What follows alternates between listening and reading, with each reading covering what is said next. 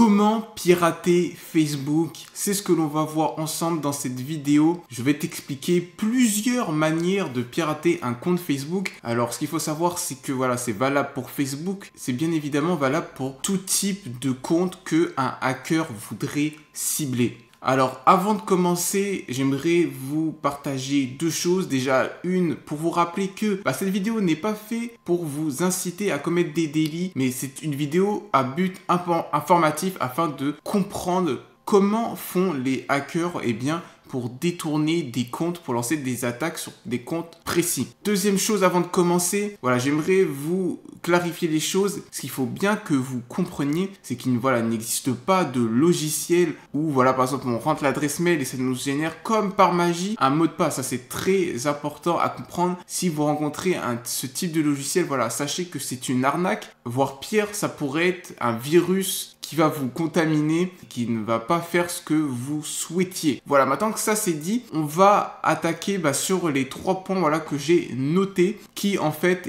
sont les trois principales attaques pour hacker un compte. Selon moi, il en existe sûrement d'autres, mais selon moi c'est les trois plus gros. Donc on y va tout de suite, on commence par le premier. Pour la première attaque, c'est une attaque par phishing. Alors, c'est une attaque qui est relativement très connue, aussi appelée hameçonnage. Peut-être que ça vous dit plus quelque chose. C'est vrai que les banques, les grosses entreprises communiquent de plus en plus dessus. Vous pouvez recevoir un email, vous pouvez recevoir, un message privé sur un site internet. Et en fait, ça sera un faux site internet. Je m'explique. Par exemple, on pirate Facebook, on copie l'apparence de Facebook et on ajoute juste un code pour enregistrer ce que l'utilisateur va taper dans l'identifiant et le mot de passe, copier un site internet et rajouter du code au niveau des champs mail, mot de passe. Alors, où est-ce qu'on peut se procurer? Comment on fait cela? Alors il n'y a pas 36 solutions. Soit vous le trouvez gratuitement ou en payant sur internet. C'est quelque chose qui est facilement trouvable sur internet si vous faites vos propres recherches. Et c'est quelque chose qui est assez accessible au plus grand nombre. Ou alors, vous êtes codeur, vous êtes développeur et vous copiez la même page Facebook en rajoutant votre propre code. Donc le phishing, très technique, bien connu, assez bien connu du grand public parce que les médias, ils en parlent quand même pas mal. Donc je pense qu'au fur et à mesure des années, il y a plus en plus de personnes qui comprennent le fonctionnement du phishing et donc du coup font plus attention quand ils cliquent sur les liens.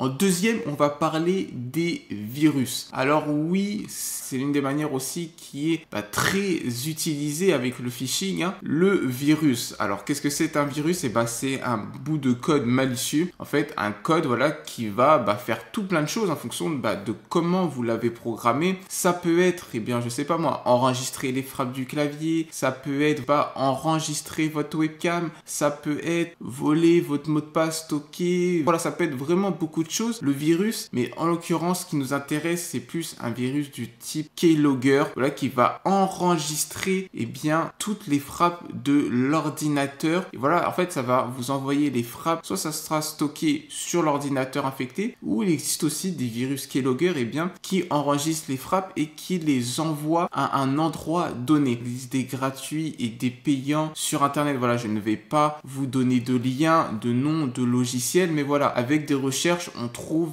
des virus de type keylogger entre autres. Encore une fois, si vous êtes développeur, c'est vrai que ça sera beaucoup plus sécurisé de lancer ce type d'attaque parce que vous savez vraiment comment le code fonctionne. C'est vous qui l'avez créé. Pour la troisième et dernière partie, la troisième attaque, je vais vous présenter les keyloggers matériels. Alors, qu'est-ce que c'est un keylogger matériel? C'est comme un keylogger qu'on a vu juste avant. C'est un virus qui va enregistrer toutes les frappes de l'ordinateur, mais cette fois, ça ne va pas se passer virtuellement. C'est-à-dire, le virus n'est pas installé directement sur le disque dur. C'est un virus physique, un keylogger physique. Vous le voyez à l'écran. Alors, en fait, c'est tout simplement une clé USB qui va se brancher juste avant le clavier. C'est-à-dire qu'il faut obligatoirement un accès physique physique eh bien, à la machine. Ici, un câble keylogger qui, lui, va se brancher sur voilà, des connectiques un peu plus anciennes. Mais en faisant de recherche, vous allez voir que eh bien, il existe beaucoup de keylogger physiques et efficaces. Et ça reste voilà, une très bonne solution, surtout lorsque l'on n'a pas beaucoup de connaissances en informatique. Voilà, en tout cas, j'espère que pour toi, c'est clair. Surtout, n'hésite pas à cliquer dès maintenant sur le bouton s'abonner si cette vidéo t'a donné quelques pistes ou t'a aidé. Je te dis à très bientôt pour une prochaine vidéo. Salut!